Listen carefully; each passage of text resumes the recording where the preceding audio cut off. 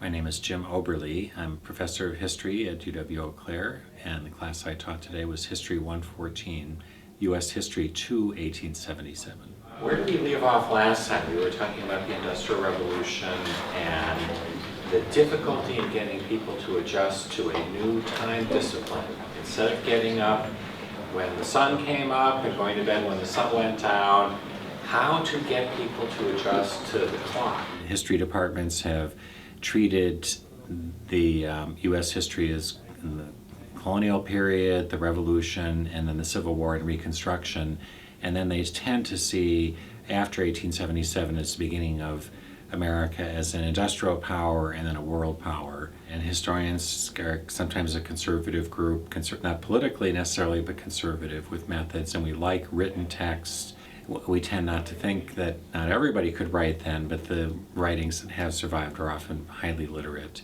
There weren't photographs, that's true really till the late 1830s and then more in the 1840s, but there were drawings and there are some visuals that survive, some artifacts that survive, not as many, so we tend to invest more meaning into those because there's so many fewer of them.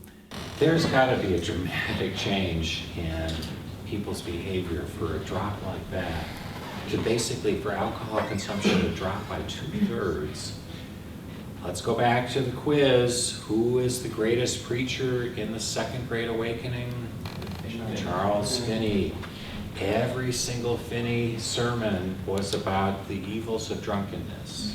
I think it's important for students in a history survey class, probably the only history class most will take, because most are not history majors. I want them to get some sense of how a historian works and that they too can be historians in their lives. And a lot of them take to it. Others are not so happy. What is it you want me to get? You know, what do you want from me? And I say, I want you to ask questions of this and answer them.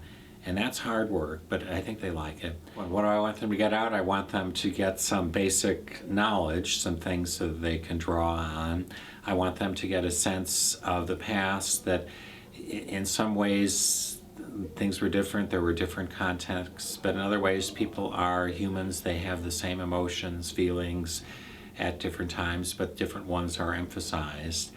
And some sense about how the past was different and how we got to from where we were to where we are. And not always that things are better either. Students tend to think, if they think about the past, they would say things were bad back then, but they're better now.